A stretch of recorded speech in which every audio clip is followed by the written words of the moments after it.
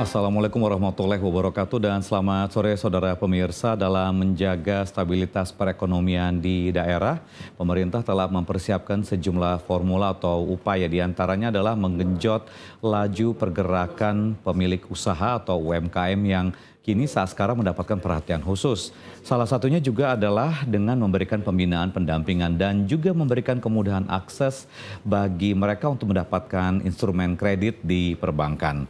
Inilah yang kemudian nantinya akan digunakan oleh para pelaku usaha untuk menjalankan operasional perusahaan mereka atau usaha mereka dan juga bisa menjalankan bisnis mereka dengan lebih mudah.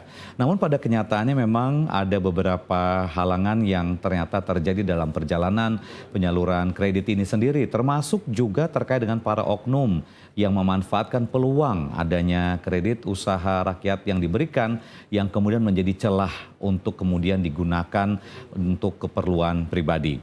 Nah, pada hari ini kita akan membahas bagaimana kemudian transparansi dan efektivitas penyaluran KUR yang ada di Kalimantan Timur, sehubungan juga dengan adanya beberapa kasus yang menyeret perbankan BUMN terkait dengan para oknum yang ada di sana.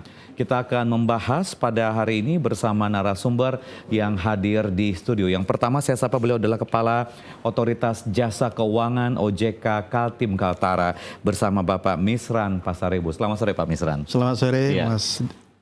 Dan juga bersama kita Kepala Dinas Perindustrian Perdagangan Koperasi dan UKM Provinsi Kalimantan Timur, Ibu Heni Purwaningsih. Selamat sore Bu Heni. Selamat sore Mas Said. Ya. Nanti juga kami akan menghadirkan narasumber, beliau adalah Kasih Tindak Pidana Khusus Kejaksaan Negeri Samarinda, juga nanti akan bergabung bersama kami untuk melihat sejauh mana sebenarnya penegakan hukum, kemudian juga upaya-upaya terkait dengan penyaluran kredit usaha rakyat yang kemudian digunakan atau disalahgunakan oleh sejumlah pihak. Namun sebelum kita membahas lebih banyak terkait dengan tema kita di sore hari ini, kami ingin memberikan sedikit informasi di awal apa saja yang menjadi sorotan terkait dengan adanya penyaluran usaha kredit yang digunakan secara sepihak bahkan melanggar hukum. Kami akan hadirkan dalam prolog berikut ini.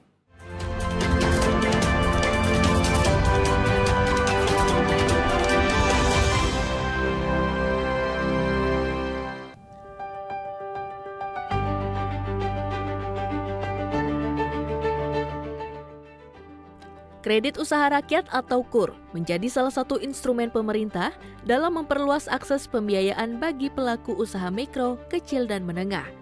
Di Kalimantan Timur, penyaluran KUR pada semester pertama tahun 2026 menunjukkan perkembangan yang positif.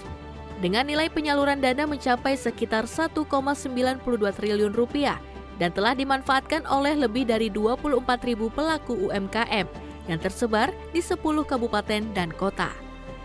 Capaian tersebut mencerminkan besarnya peran KUR dalam mendukung aktivitas ekonomi daerah dan mendukung penguatan sektor usaha produktif. Namun seiring meningkatnya penyaluran pembiayaan, kebutuhan akan tata kelola yang baik juga semakin penting. Program yang dirancang untuk memperluas akses permodalan ini tidak hanya dituntut mampu menjangkau lebih banyak pelaku usaha, tetapi juga harus memastikan setiap proses berjalan sesuai ketentuan, tepat sasaran, dan dapat dipertanggungjawabkan. Dengan demikian, efektivitas program tidak hanya diukur dari besarnya dana yang tersalurkan, melainkan juga dari kualitas pengawasan yang menyertainya. Urgensi tersebut semakin mengemuka setelah aparat penegak hukum mengungkap dugaan penyalahgunaan penyaluran KUR di salah satu bank BUMN di Samarinda. Kasus tersebut diduga melibatkan praktik pengajuan kredit menggunakan identitas dan dokumen yang tidak sesuai dengan kondisi sebenarnya, sehingga menimbulkan dugaan kerugian negara. Peristiwa ini menjadi pengingat bahwa keberhasilan program pembiayaan juga ditentukan oleh kuatnya sistem verifikasi, pengawasan, dan pengendalian di setiap tahapan penyaluran.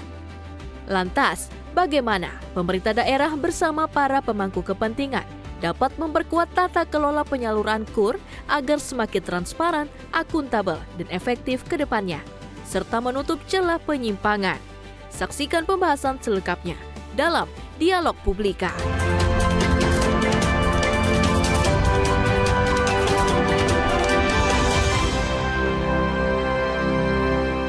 Dialog Publika sore hari ini dengan tema membahas mengenai transparansi dan efektivitas penyaluran KUR atau kredit usaha rakyat di Provinsi Kalimantan Timur. Selain Pak Misran dan juga Bu Heni yang sudah hadir di studio, sudah hadir Kasih Tindak Pidana Khusus Kejaksaan Negeri Samarinda bersama Bapak Muhammad Arifianto. Selamat sore Pak Arif. Selamat sore. Ya, terima kasih. Dan nanti juga mudah-mudahan untuk akademisi dan pengamat ekonomi dari Universitas Mula Warman juga akan bergabung hadir untuk melihat sejauh mana permasalahan ini bergulir terkait dengan penggunaan KUR bagi masyarakat.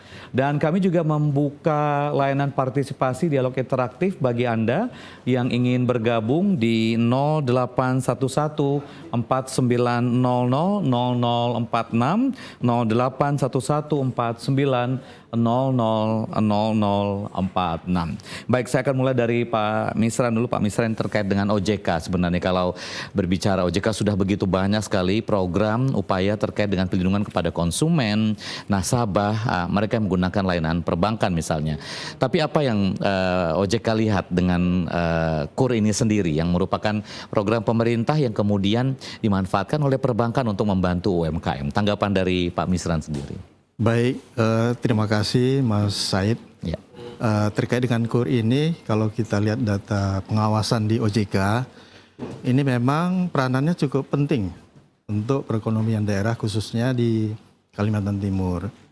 Jadi kalau kita lihat data pengawasan di Kalimantan Timur ini jumlah KUR yang disalurkan sampai dengan posisi Mei 2026 itu sudah mencapai 6,5 triliun dengan rekening sebanyak 130.000 lebih yang sudah memanfaatkan KUR ini. Jadi dari data ini kita dapat sampaikan bahwa memang KUR ini begitu banyak manfaatnya bagi masyarakat, khususnya pelaku UMKM. Begitu Mas Said. Oke. Jadi kalau kita lihat perkembangannya tadi cukup baik sih sebetulnya. Oke. Saya ke Bu Heni. Bu Heni, kalau ini sasarannya UMKM, apa yang sebenarnya dari dinas sendiri lihat dengan potensi UMKM memanfaatkan KUR ini sendiri, apalagi dengan eksistensi UMKM yang ada di Provinsi Kalimantan Timur, Bu Heni? Ya, baik Mas Said. Jadi kami melihat program KUR ini juga menjadi salah satu solusi atas permasalahan yang dihadapi oleh UKM. Jadi beberapa permasalahan yang dihadapi oleh UKM itu diantaranya adalah masalah pembiayaan atau permodalan. Dengan hadirnya KUR ini memberikan satu peluang bagi UMKM dalam tanda petik yang memang bankable begitu ya, bankable dan juga mempunyai kriteria sesuai dengan persyaratan. Ada syarat-syarat yang biasanya ya Bu ya. Dipenuhi seperti itu. Nah ini menjadi satu peluang untuk bagaimana UKM tetap bisa mengembangkan usahanya, mengatasi permasalahan permodalan yang dihadapinya, sehingga ini terus memutar bisnisnya, memutar usahanya, dan pada akhirnya menggerakkan perekonomian daerah untuk bisa membantu mengakses ataupun membantu mendorong pertumbuhan-pertumbuhan yang lain seperti itu. Oke, baik. Dan pemirsa, kami kembali mengajak Anda untuk ikut bergabung dialog interaktif bersama kami membahas terkait dengan transparansi dan efektivitas penyaluran kredit usaha rakyat atau KUR di Kalimantan Timur di 081149000046. Dan saya juga akan menghadirkan untuk publikasi sore hari ini pengamat ekonomi Unmul, akademisi, yaitu Bang Hairul Anwar. Silakan Bang Hairul untuk hadir. Boleh duduk di ujung sana Bang Hairul. Terima kasih sudah hadir untuk kemudian nanti kita akan membahas lebih jauh apa saja yang perlu kita lihat dengan pemanfaatan KUR ini sendiri. Baik, tadi Pak Misran sudah, Bu Heni sudah dengan informasi di awalnya. Sekarang Pak Arif lagi. Pak Arif, ini dari Kejaksaan Negeri. Walaupun kita belum masuk ke aspek hukumnya, masalahnya. Tapi sejauh ini apa yang sebenarnya dilakukan dari Kejaksaan Negeri terkait dengan perlindungan kepada masyarakat? Terkait dengan misalnya ini ada dana yang disalahgunakan oleh perbankan misalnya. Sejauh ini bagaimana dari Kejaksaan Negeri Pak Arif? Ya, terima kasih. Posisi kami adalah sebagai aparatur penegak hukum yang mana menurut undang-undang diberikan kewenangan untuk penyelidikan, penyidikan, penuntutan, pembuktian di persidangan sampai dengan pelaksanaan putusan hakim yang telah berkekuatan hukum tetap dalam perkara tindak pidana korupsi. Jadi mohon dipahami bahwa perspektif yang kami gunakan ada dua untuk dalam konteks umum KUR ini. Yang pertama adalah perspektif khususnya kami melaksanakan upaya penegakan hukum terhadap pihak-pihak yang memang patut untuk dimintai pertanggungjawaban dalam penyimpangan KUR. Sedangkan perspektif umumnya adalah secara tidak langsung tindakan penegakan hukum yang kami lakukan, kami harapkan dapat memberikan kontribusi positif kepada kebijakan pemerintah dalam penyaluran atau pendistribusian KUR sehingga meminimalisir resiko-resiko yang tidak diinginkan. Yang dengan kata lain adalah orang-orang yang memang sedari awal memiliki mens rea atau itikat kurang bagus itu bisa dapat dicegah sehingga alokasi KUR ini benar-benar diperoleh atau benar-benar bisa diakses oleh rekan-rekan UMKM yang memang secara kriteria memenuhi syarat. Jadi harus dilihat dalam dua aspek yang berjalan paralel itu tadi. Oke, baik. Lanjut ke Bang Hairul, melihat solusi yang ditawarkan oleh pemerintah. Ini kebijakan pemerintah terkait dengan kredit usaha rakyat untuk membantu. Tadi sudah disampaikan oleh Bu Heni dari Dinas Perindustrian, Perdagangan Koperasi dan UKM bahwa ini adalah sebuah solusi. Pak Misran juga dari OJK menyampaikan ada banyak manfaat yang bisa didapatkan para pelaku usaha ketika menggunakan KUR ini. Apalagi bunganya pun juga sangat ringan bagi para pelaku usaha. Apa yang Bang Hairul lihat sebagai pengamat ekonomi dengan adanya KUR ini sendiri? Oke, makasih Pak Said. Jadi ini menarik sebetulnya. Kalau kita bicara KUR itu tidak satu-satunya program pemerintah. Ada banyak sekali. Ibu Heni dan Pak Misran akan bicara panjang lebar, itu juga akan banyak sekali. Sebagai akademisi, kami itu akan selalu tergoda untuk bertanya kalau dalam konteks KUR itu berapa sih sebetulnya, seberapa persen yang mampu diatasi KUR terkait dengan kekurangan permodalan gitu, secara keseluruhan. Karena itu kan kita ngeliat konteks. Kaltim saja ada berapa ribu itu kan UMKM ya gitu kan. Yang paling banyak tuh Samarinda, Balikpapan gitu, kemudian Berau. Nah, beberapa banyak yang sudah terlayani oleh KUR masuk kita gitu kan. Iya. Kenapa? Karena begini, ini menarik. Dari beberapa temuan kita di lapangan, karena kan biarlah bank dapat, kemudian bank itu kan ada target lagi tuh masing-masing wilayah gitu kan, turun lagi ke bawah gitu-gitu. Iya. Kalau sudah kepepet biasanya sudah mulai tuh yang dapat bukan pengusaha lagi, yang UMKM tuh yang pura-pura pengusaha jadinya jadi kayak main jadi kredit konsumsi biasa jadinya. Jadi dimaksimalkanlah yang 10 juta itu biasanya. Kenapa? Karena dikejar target, itu yang kita temui. Tapi berapa persen yang seperti itu kita belum pernah meneliti secara ini. Tapi itu memang kita temui gitu di beberapa tempat. Terakhir kemarin tahun lalu saya di 5 desa di 3 kecamatan yang berbeda gitu kan, nanya. Ya biasalah. Saya bilang kok bisa gitu, enggak ini. Bukan pada orang yang pelaku UMKM gitu maksud kita kan. Kepepet target Pak kata. Iya. Jadi itu adalah kejadian yang saya kira prototipe saja di mana-mana di Indonesia juga akan terjadi hal seperti itu. Itu bagian yang pertama. Bagian yang kedua, kalau di luar negeri kita kenal tuh SMS gitu, small medium enterprise. Cuman ada di Indonesia tambahan M duluan di depannya, mikro. Ya. Karena bulknya kalau bicara UMKM di Indonesia itu memang di M yang pertama, di mikro. Jadi kalau anak-anak Gen Z sekarang bilang apa? Emak-emak berdaster katanya. Nah itu yang paling banyak gitu. Iya. Nah kan selama 5 tahun terakhir, Bu Heni ini kan ketiban apa namanya kerjaan. Menaikkan kelas. Itu kan dari M mikro ke kecil iya. Ke menengah. Kemudian ekspor gitu kan. Beliau tuh ketiban tuh banyak. Makanya beliau sudah mengkurasi berapa ratus gitu yang bisa naik, yang bisa apa segala macam. Hanya masalahnya kan itu kan yang bisa beliau jangkau. Kita bicara Kaltimnya ujung ke ujung berapa banyak gitu. luasan daerah begitu ya. Oke. Ya, yang bisa. Nah, ini yang kita perlukan sebenarnya kerjaan yang sifatnya lintas sektor. Karena apa? Masing-masing tempat punya kesulitan yang berbeda. Iya. Ya kan teman-teman di Kubar, misalnya di Mahulu misalnya kan, Iya. ongkos kirimnya aja sampai ke sini udah luar biasa gitu, transport barang-barang komoditi mereka. Sehingga begitu sampai ke sini udah jadi tidak kompetitif gitu. Karena itu bagian-bagian yang harus kita selesaikan. Jadi Oke. bagian dari permasalahan rantai pasok kita itu juga bermasalah ke mereka. Supply chain kita bermasalah ke mereka. Akibatnya itu, begitu kita mau buat mereka ikut ke dalam skema-skema digital bisnis, menjadi tidak kompetitif karena mahal di ongkos kirim. Baik.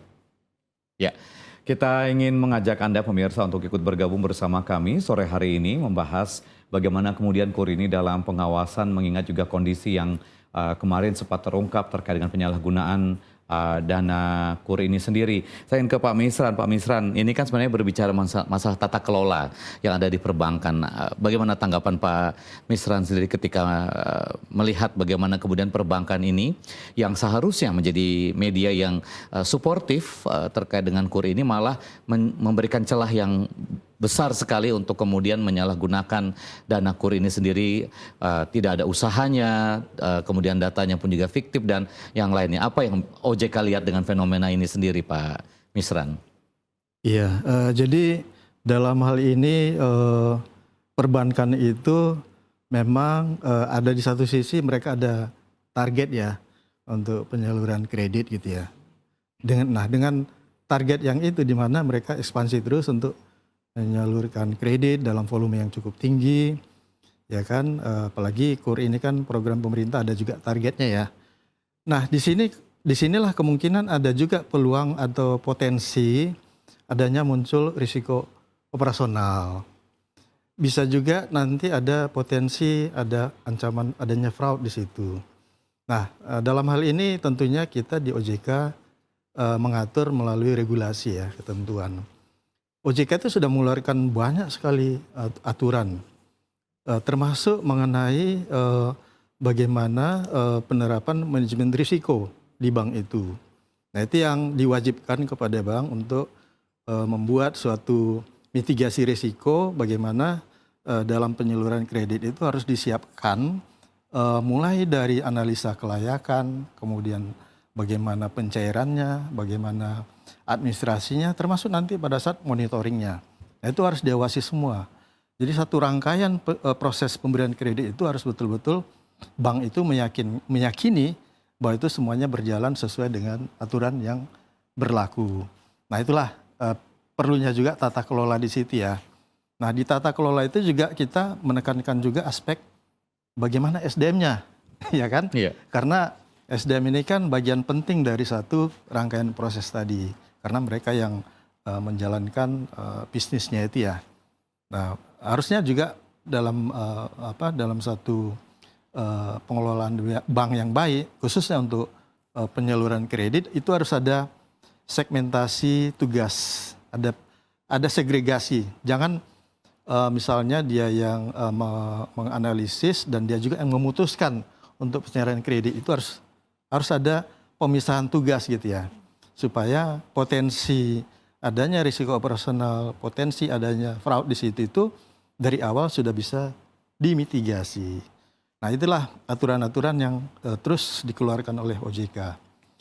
Ya kita tahu kalau perbankan itu kan Pak dosen pasti tahu bagaimana industri keuangan itu sangat highly regulated. Banyak sekali aturan-aturan yang dikeluarkan. Karena apa? Karena industri perbankan itu adalah lembaga kepercayaan. Ya kan? Mereka mengelola dana masyarakat, kemudian disalurkan juga dalam bentuk pembiayaan ataupun kredit. Nah, itu harus betul-betul ada trust dari masyarakat yang pada akhirnya akan membuat perbankan itu menjadi sehat gitu ya. Oke, Kira-kira begitu gambarannya. Bu Heni, ini sayang sekali memang kalau ternyata ada pihak perbankan yang kemudian memanfaatkan situasi ini dengan menggunakan dalih UMKM. Tapi sejauh ini kalau dari Kalimantan Timur sendiri, apakah juga dari dinas pemerintah provinsi khususnya juga memantau pergerakan UMKM atau UKM dengan penggunaan KUR ini dan manfaatnya juga terasa atau bagaimana sejauh ini? Apakah juga ada jumlah walaupun juga tidak harus disampaikan secara detail, tapi ada pantauan dari Bu Heni sendiri bersama rekan-rekan di dinas, Bu Heni? Ya, jadi sebelumnya kami melihat munculnya kasus ini ya, kami melihatnya ini bukan sistemnya yang gagal begitu ya. Sistem sudah tadi disampaikan oleh Kepala OJK bahwa sistemnya sudah ada regulasi dan kebijakan yang mengaturnya secara detail dan spesifik seperti itu. Nah, kami melihatnya ini lebih kepada sinyal bahwa mekanisme kontrol itu yang harus kita evaluasi dan kita perbaiki secara sistemik dan berkelanjutan. Nah, kondisi real yang ada sekarang terkait dengan program KUR ini kita lihat kita belum mempunyai database UKM yang terintegrasi secara digital yang itu bisa diakses oleh pemerintah, oleh perbankan dan oleh lembaga-lembaga stakeholder lainnya seperti itu.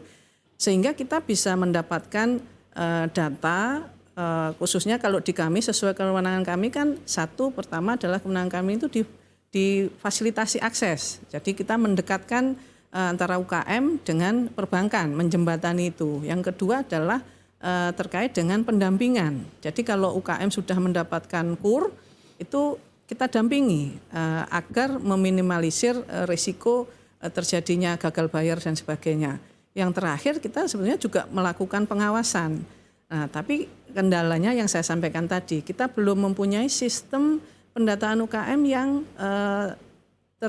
terkolaborasi secara digital yang kita bisa akses bersama.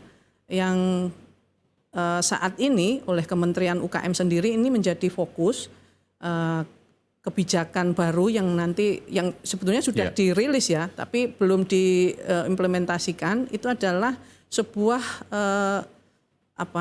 aplikasi yang disebut dengan Sapa UKM. Jadi sudah disampaikan oleh Pak Menteri UKM secara intens bahwa nanti terkait dengan program-program UKM itu harus melalui Sapa UKM. Ini untuk apa? Ini untuk mengintegrasikan data tadi. Mana yang nanti UKM akan mengakses KUR, jadi harus masuk Sapa UKM dulu. Di dalamnya seperti satu terminal besar begitu ya. Satu terminal besar begitu, UKM perlu apa? Perlu pembiayaan, perlu pemasaran, perlu kemitraan dan sebagainya, itu akan masuk ke sana. Sehingga kita mempunyai satu database yang terintegrasi secara digital dan itu bisa kita akses semua stakeholder untuk mengakses ke sana. Nah, kami melihatnya di situ. Sehingga kita masih kesulitan, ada juga aturan ini ya Pak ya terkait dengan perlindungan data nasabah itu kan juga kita tidak semudah itu atau sembarangan bisa mengakses siapa sih sebetulnya UKM yang sudah mengakses KUR.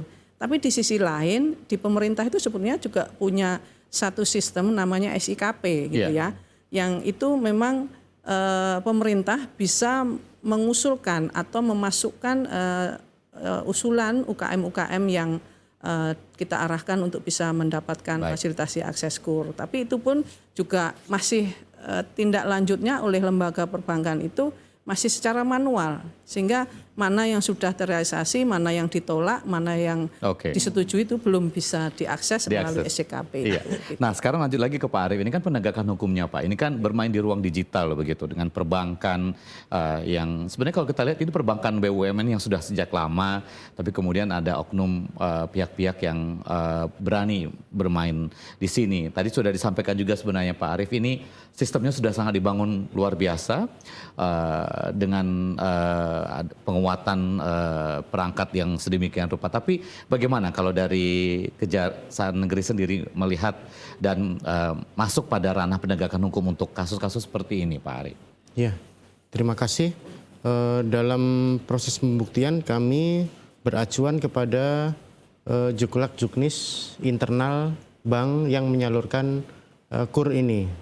Jadi disitulah kami menarik garis acuannya, apakah pihak-pihak yang kami mintai pertanggungjawaban pidana itu sudah melaksanakan juklak juknis dimaksud atau belum. Jika memang itu tidak dilaksanakan, apakah motivasi tidak melaksanakan juklak juknis atau ketentuan sebagaimana dimaksud itu didasari oleh mens rea, niat jahat, atau hal-hal lain gitu loh. Apakah ada yang sifatnya itu mungkin keterbatasan kondisi di lapangan atau sebab-sebab lain, itu nanti masuk ke dalam teknis pembuktian kami. Yang jelas kami senantiasa bersinergi dengan pihak bank sebagai pihak yang menyalurkan kredit KUR untuk melakukan standar pembuktian yang memadai sesuai dengan ketentuan perundang-undangan, sehingga arah ke depan kami harapkan KUR ini bisa berjalan semakin baik.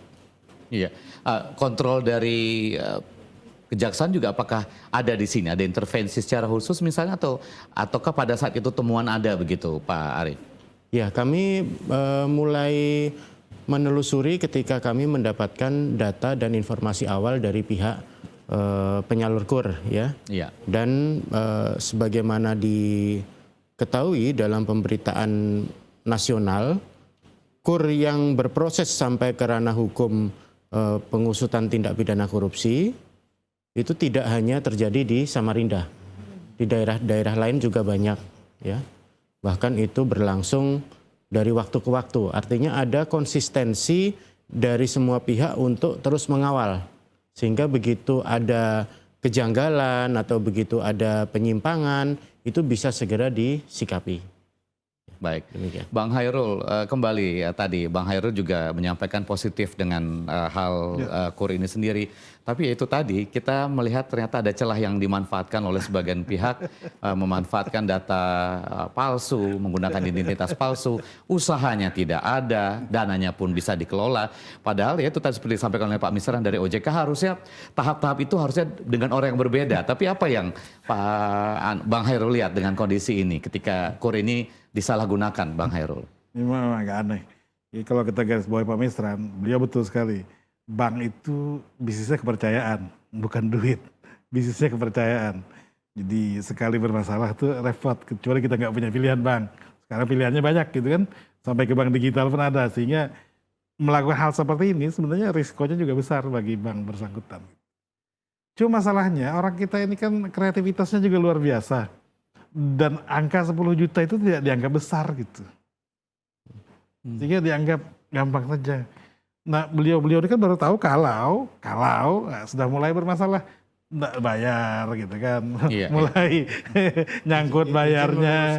Atau memperjelas untuk yang perkara sedang kami tangani ini adalah KUR dengan limit 50 juta. Nah 50 juta kan naik kasus lagi. Jadi tapi masalahnya timbul ketika gagal bayar. Iya. Atau ada laporan masyarakat, kenapa nggak cukup sumber dayanya kalau suruh uji petik ngurusi kemana-mana. Iya. Sama dengan beliau tadi itu, bahwa bank juga tidak melaporkan balik gitu kepada dinas gitu, ini yang dapat, ini yang enggak gitu, berapa segala macam. Nah koordinasi semacam ini yang sebetulnya kita perlukan gitu. Kenapa? Karena KUR itu hanya salah satu dari akses permodalan untuk UMKM. Artinya kalau yang belum dapat di situ kan mungkin dapat di lain segala macam gitu kan. Itu yang bisa kita usahakan. Jangan sampai nanti pertama sesuatu yang tujuannya baik gitu ya, disiapkan dengan baik. Kalau celah ya pasti akan selalu ada lah, enggak usah di ini. Semuanya kalau dicari kan ada celahnya. Hukum enggak ada yang 100% sempurna gitu aturan segala macam. Pasti ada loopholes di situ. Itu yang dimanfaatkan satu. Yang kedua ya kadang-kadang ya itu kepepet juga karena tekanan pagu. Anda harus habis di segala macam. Kalau Samarinda saya rajin nanya tuh biasanya teman-teman. Kan banyak alumni kita yang kerja di bank di mana gitu. Bank ini. Pagu udah habis. Udah. Kamu udah habis. Udah. baru bulan berapa gitu kurnya udah habis aja gitu kan. Oh gitu. Ya. Nah ini yang kepepet biasanya kan mau nggak mau gitu kan harus nyari menghabiskan ya, target. target itu yang biasanya jadi masalah gitu. Kalau yang rajin apalagi sekarang kan karena bank gitu, kadang-kadang kan mereka posting masing-masing tuh di WA, di mana gitu ya, Iya. tabel kurnya gitu ya segala macam. Jadi banyak lah macam-macam tuh. Itu kalau sudah mulai hilang tuh artinya udah terpenuhi itu. Baik, ya. Nanti kita bahas lagi nanti Bang Hairul, Pak Ari, Bu Heni dan juga Pak Misran setelah jeda pariwara berikut. Publik akan segera kembali.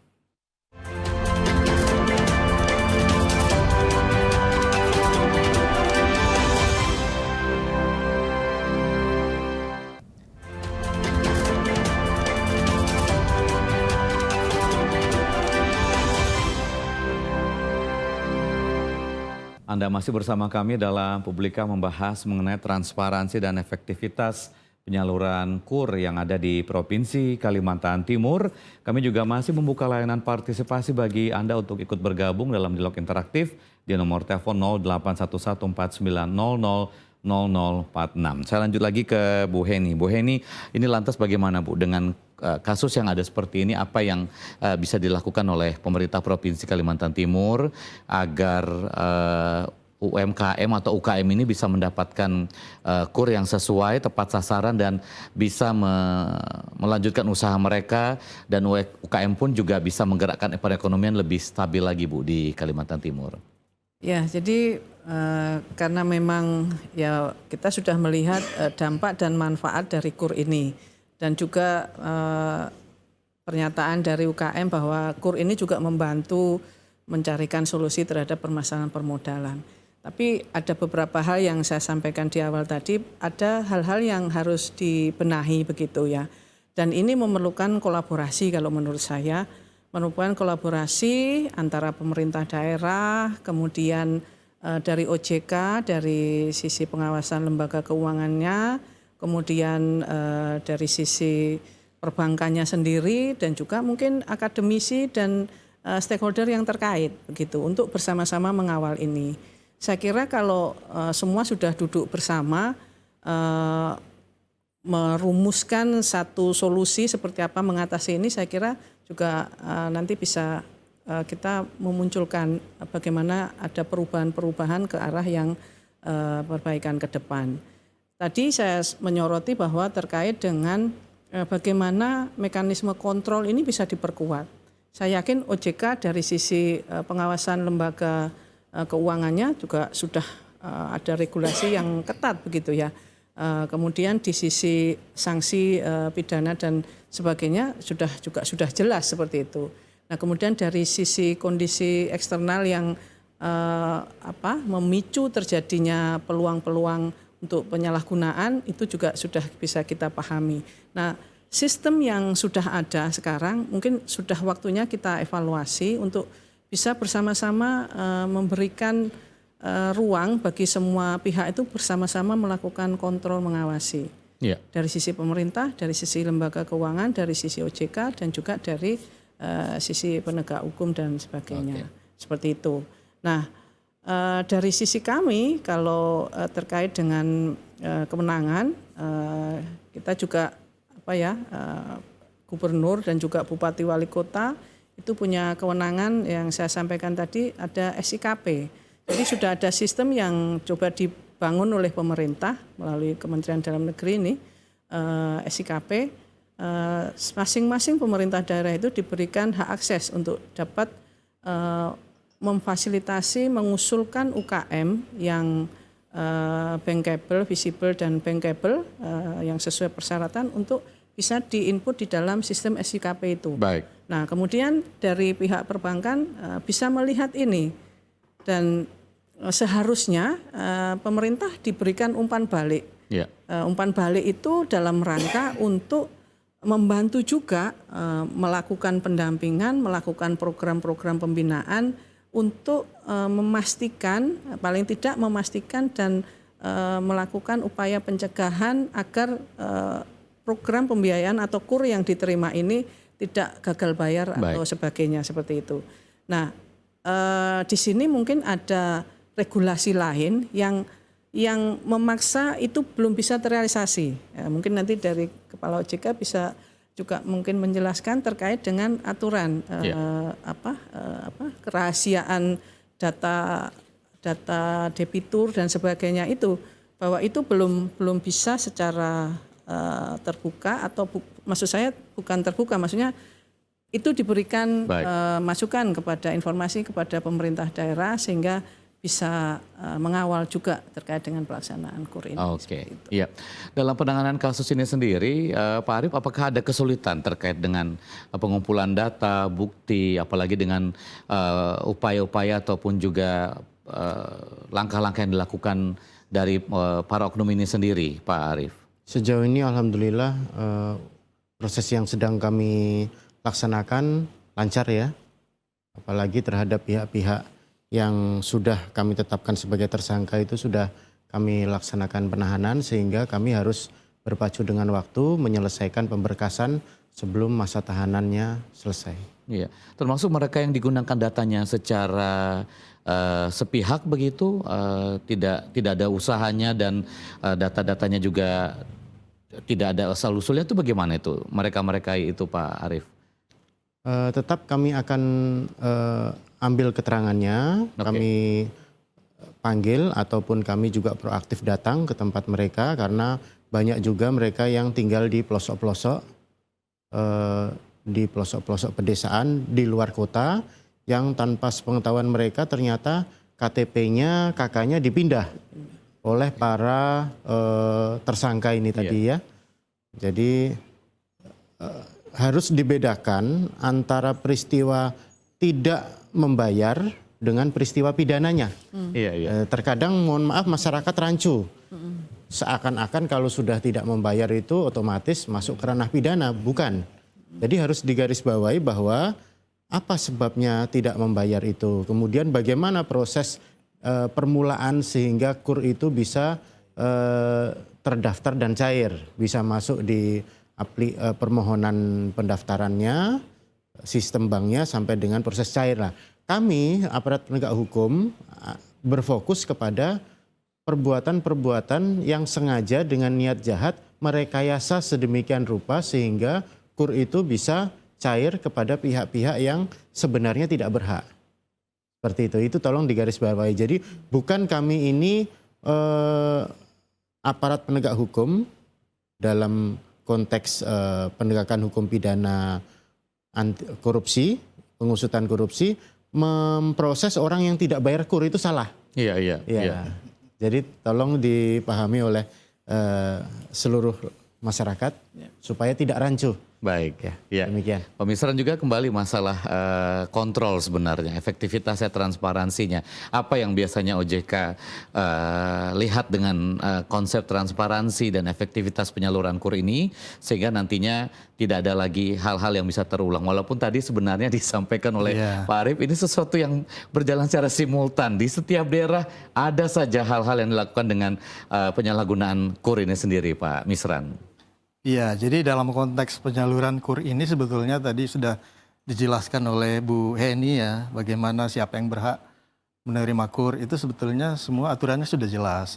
Di Kemenko Perekonomian yang membuat Permenko mengenai KUR ini sudah jelas itu disebutkan baik itu kredit mikro, kecil dan seterusnya itu sudah jelas siapa yang berhak menerima gitu kan, plafonnya berapa, semuanya sudah ada aturannya. Bahkan pemerintah sudah menyiapkan yang namanya SIKP.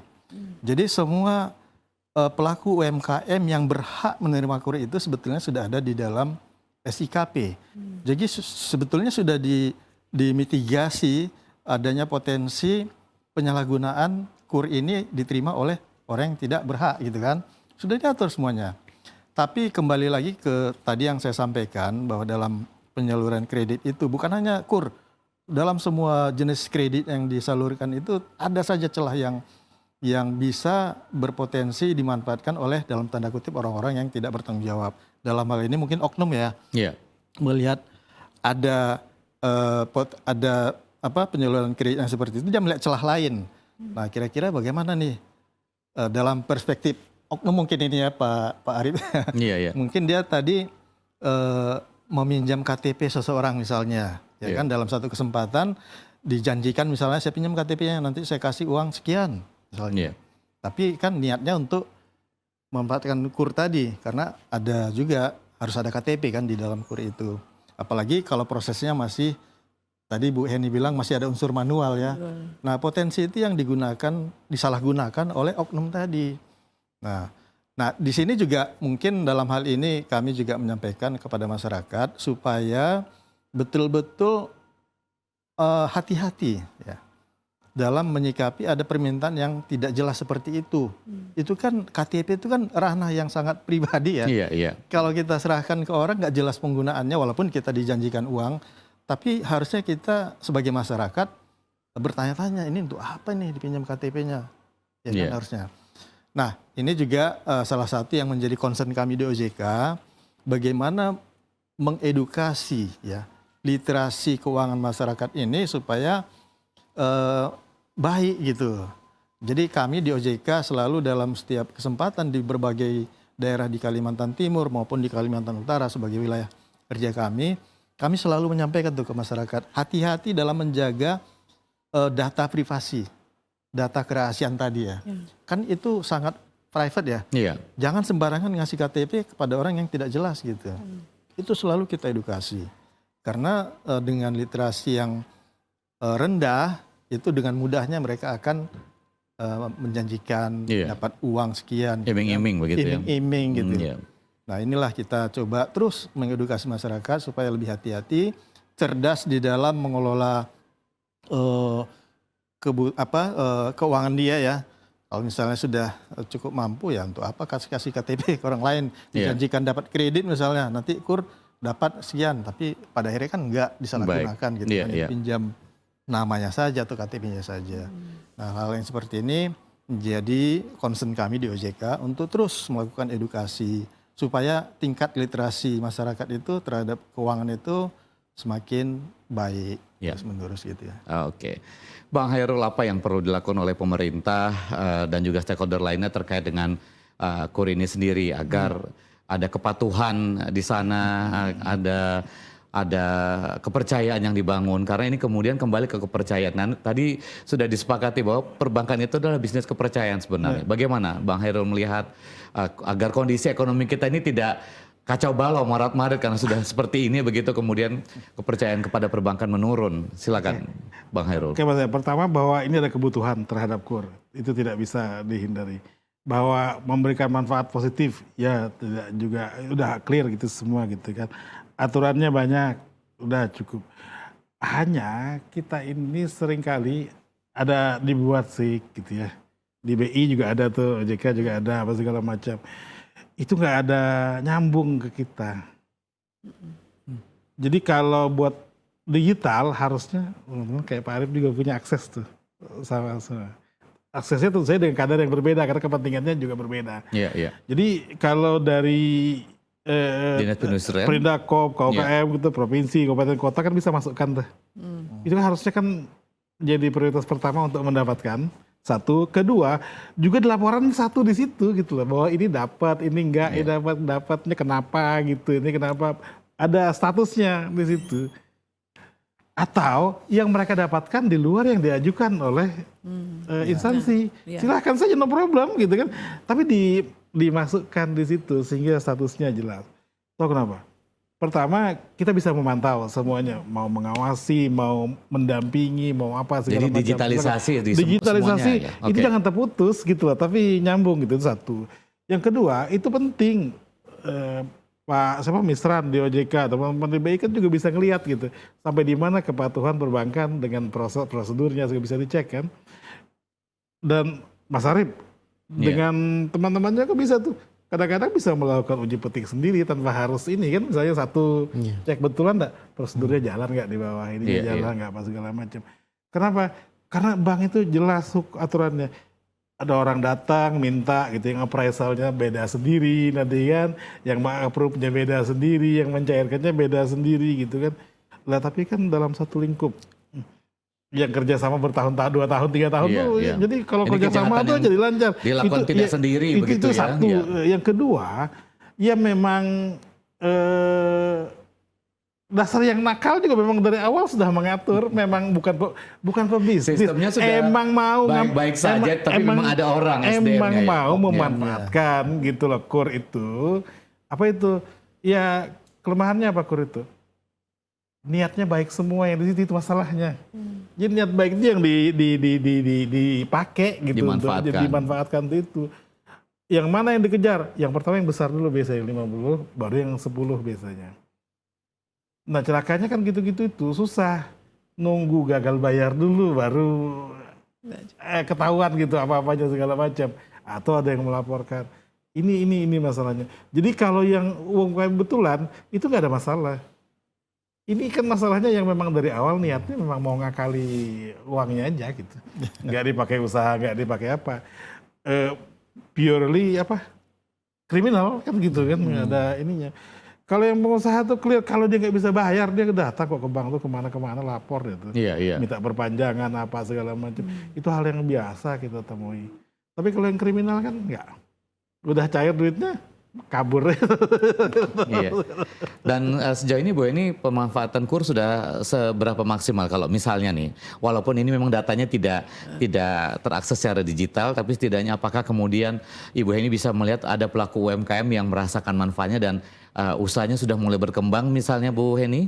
Ya, jadi dari 293.000 jumlah UKM se-Kalimantan Timur, itu yang sudah mengakses KUR di 2026 ini saja sudah sekitar 24.000 ya Pak ya, 24.000 Kalau untuk data kita 130.000 yang di 2026. di bank. Oh, oke.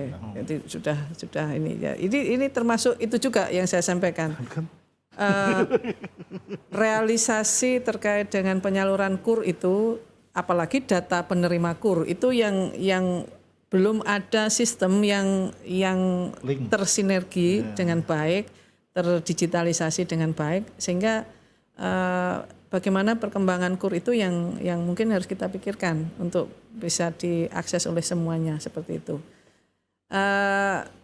Sebetulnya ini perkembangan yang sudah Kaltim mungkin performanya bagus ya Pak ya. Performanya terkait dengan penyaluran KUR ini bagus, artinya dengan program yang sudah disiapkan oleh pemerintah, pelaku UKM juga menerima, maksudnya memanfaatkan ini dengan baik, sehingga ya kita di tengah situasi yang global yang sedang tidak baik-baik saja atau serba tidak pasti ini, kita juga melihat ini terus bertumbuh UMKM di Kalimantan Timur dan perekonomian daerah juga kita bisa lihat walaupun secara makro pertumbuhan ekonomi di Kalimantan Timur memang di semester 1 itu masih 2, sekitar itu ya, tapi khusus untuk UMKM sendiri itu mengalami pertumbuhan yang cukup signifikan. Tapi kalau dari angka makronya pertumbuhan ekonomi ini kan kita tahu sendiri bahwa Kalimantan Timur itu masih ditopang oleh sektor pertambangan seperti itu ya. Jadi itu yang menunjukkan performa dari pertumbuhan ekonomi kita, dan juga beberapa kebijakan terkait RKB di sektor pertambangan, pembatasan produksi batubara di pertambangan, kemudian kebijakan ekspor satu pintu itu juga secara makro memang mempengaruhi pertumbuhan ekonomi di Kalimantan Timur. Tapi dari sisi UKM-nya sendiri, ya kita bisa lihat bahwa UMKM itu menjadi salah satu solusi. Misalnya tadi di sektor pertambangan banyak PHK, ini banyak beralih yang memunculkan UKM-UKM baru seperti itu di Kalimantan Timur. Dan kita melihat itu KUR sebagai salah satu solusi untuk bisa mendorong peningkatan mereka. Dan tadi disampaikan oleh Pak Hairul bahwa bagaimana PR kita membantu UKM itu bertransformasi dari mikro ke kecil ke menengah seperti itu. Baik. Terakhir Bu Heni, ada yang mau disampaikan sebagai closing statement, juga nanti narasumber yang lain. Silakan Bu Heni, kepada seluruh masyarakat Kalimantan Timur. Ya, jadi untuk masyarakat Kalimantan Timur khususnya para pelaku UKM dengan kebijakan pemerintah melalui penyediaan pembiayaan yang mudah dan cepat melalui program kredit usaha rakyat ini, tolong ini dimanfaatkan, laksanakan, direalisasikan secara profesional untuk meningkatkan pertumbuhan, mendorong pertumbuhan usaha di masing-masing UKM. Jadi jagalah kepercayaan yang diberikan oleh pemerintah, manfaatkan program ini dengan sebaik-baiknya. Jika ada kendala, pemerintah dan semua stakeholder siap untuk melakukan pendampingan dan juga membantu Bapak Ibu pelaku UKM untuk mencarikan solusinya. Oke, baik. Pak Arief dari Kejaksaan Negeri ada yang mau disampaikan untuk masyarakat terkait dengan kasus penyelewengan dana KUR ini. Silakan Pak Arief. Ya, terima kasih.